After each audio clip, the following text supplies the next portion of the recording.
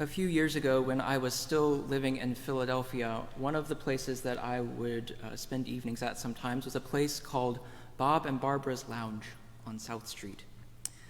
Bob and Barbara's is a fairly well-known establishment in Philadelphia. It's not exactly a secret, but it's also not, the most popular place, but they get a good crowd. There's nothing very special about it on the outside. It's a dive bar, if there ever was one. Small, a little crowded. Bob and Barbara opened their doors in 1969, and I think that might have been the last time that they decorated. Judging by the vintage decor that lines every square inch of the walls, there's a big kind of tufted leather border that goes around the bar. And there's even at least one, a big old vintage cash register with the handle that you pull to open the till. Really, the only nod to the passage of time that I can remember is an ATM in the corner, because Bob and Barbara's is cash only. They're known for their decades-long tradition of live jazz on certain nights of the week, and this is a big part of the appeal. People come in from all over. But the thing that kept me coming back is the Thursday night cabaret, hosted by a woman known to one and all affectionately as Miss Lisa Lisa. She's a firecracker, a personality that you don't want to take your eyes off of, and you probably couldn't if you tried. She and the other entertainers that she invites to come share that night with her, they put on a great show for people from all walks of life, singing and around on a little stage that really barely deserves the name. Again, it's a very crowded bar.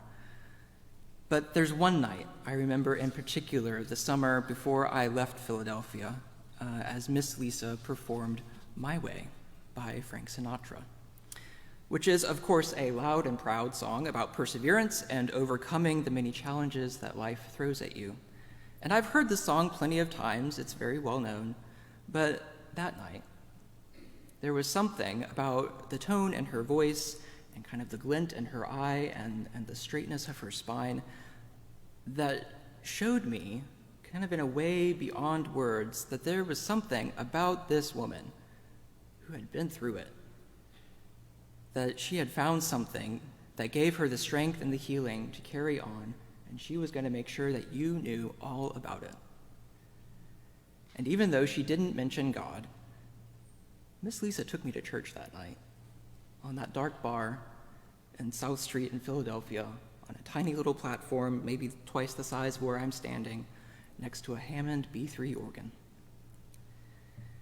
And I'm not sure what made that night particularly different from the others. I'm not sure why this is the memory that is kind of seared in my recollection of Bob and Barbara's.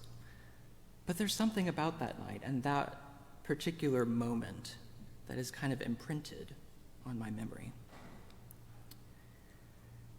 In the years after Jesus' ministry, when the people who were writing down the Gospels were collecting their information, I like to imagine that they kind of got all the people together who knew Jesus during his earthly life and just sat around and told stories and tried to remember what was imprinted on people's memories. What were the moments and the stories that stood out? What do you remember? What was it like? Who was there? What did they say?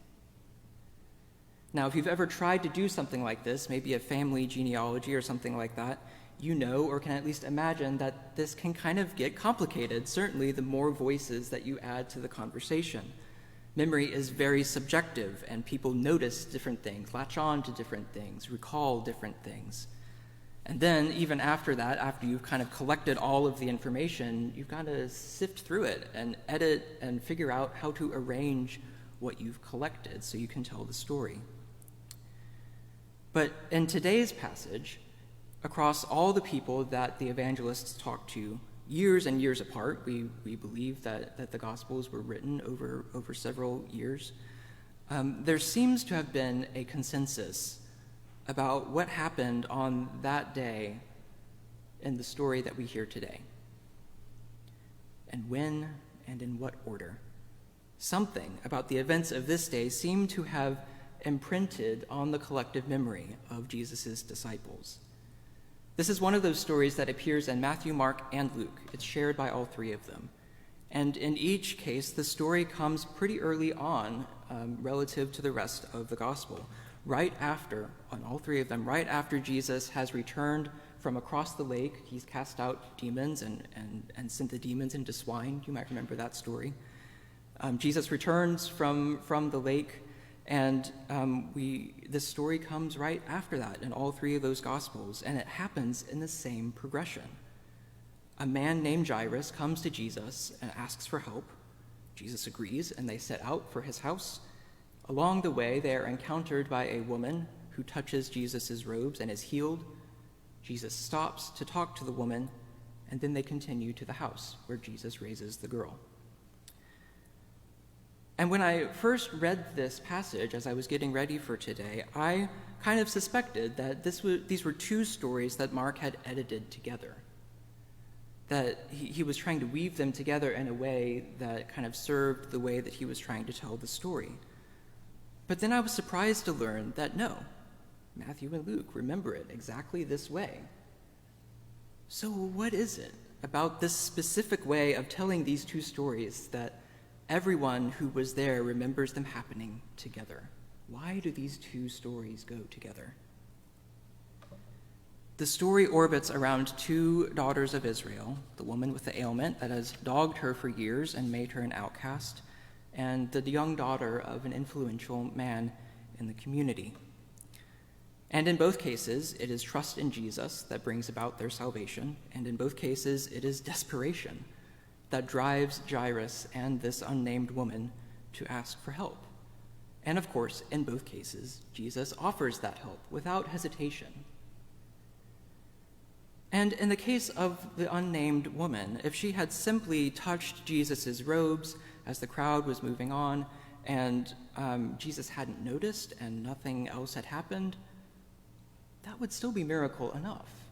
She would still be healed. She would still have had her life completely transformed. So I don't think that the interesting thing about this woman and her story is the fact of her healing. Healings are not exactly a remarkable thing in the Gospels. This is something that Jesus does. And of course, in this case, he does it without even realizing at first. I think the thing that is interesting about this woman is that Jesus stops to find her and to listen to her. In the way that Mark tells the story, there you can kind of sense that she knows in her body that she has been healed. She knows that everything that has plagued her has been taken away. And after all those years, all that money, all those doctor's visits, how overwhelming that must have been. She comes to Jesus in fear and trembling, kind of adrenaline coursing through her. And Jesus does not leave her there, anonymous. He kneels down and takes her hand and hears the whole truth of the matter. She tells him who she is and where she came from and what has happened because of her encounter with him. Jesus, the lover of our souls, wanted to hear from this woman who had been through many troubles and who had found the one who gave her the strength and the healing to carry on, and finally take grasp of the flourishing that God had intended for her all along.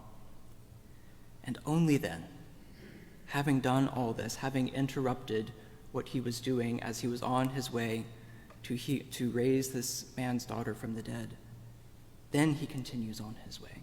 Then he continues to bring another daughter of Israel back from the clutches of death.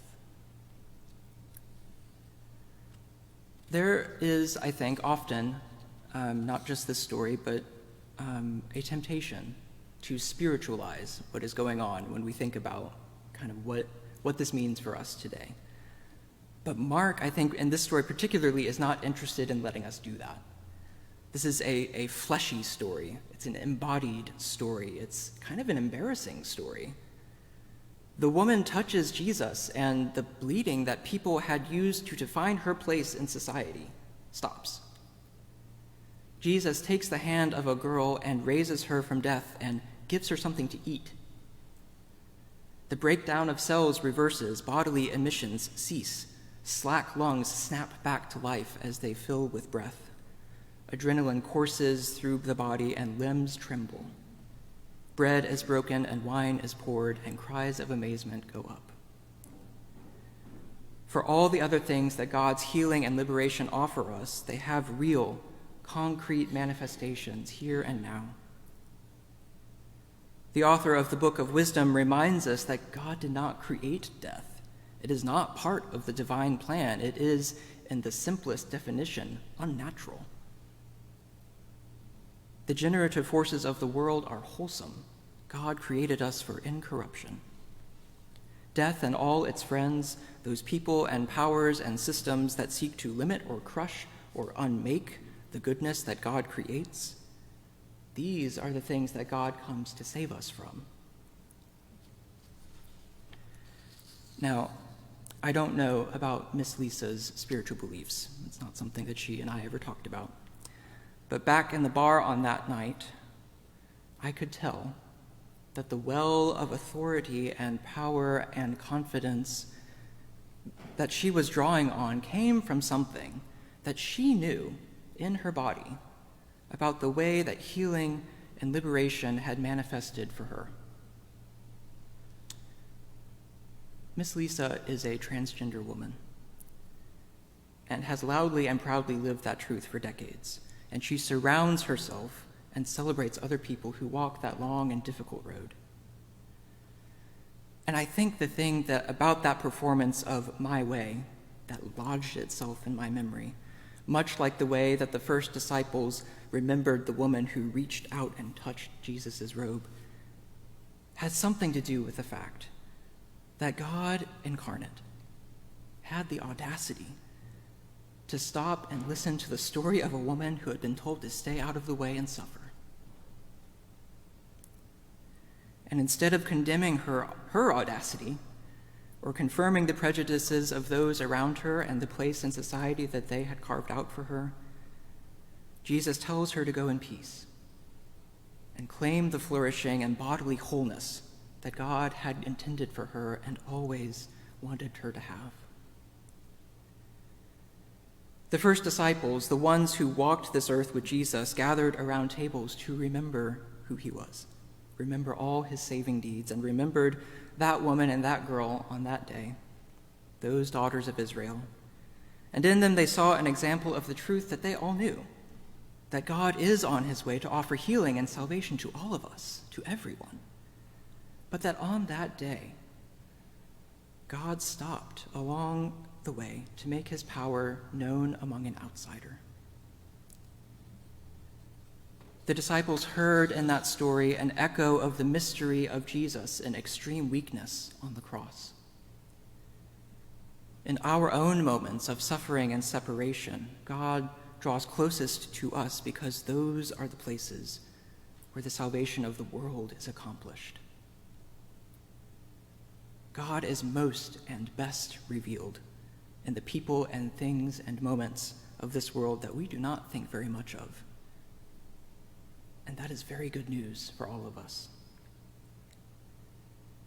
We don't know what happened to the woman that Jesus stopped to listen to on that day. He tells her to go in peace and be healed of your disease. And I think that acknowledges that there was still work to be done as she figured out how to live in this newly healed body and fit into the new shape of her life. But I can only imagine that as she did that and got better at that, like anyone who has had a close encounter with Jesus will, she spent the rest of her life looking for chances to talk about it, to tell people what she had been through and about the God who she had encountered and given her the strength and healing to carry on, to surround herself with other people who had been on that journey and were on that journey, and to make sure that everyone knew about it. And I wonder, maybe her name was Lisa.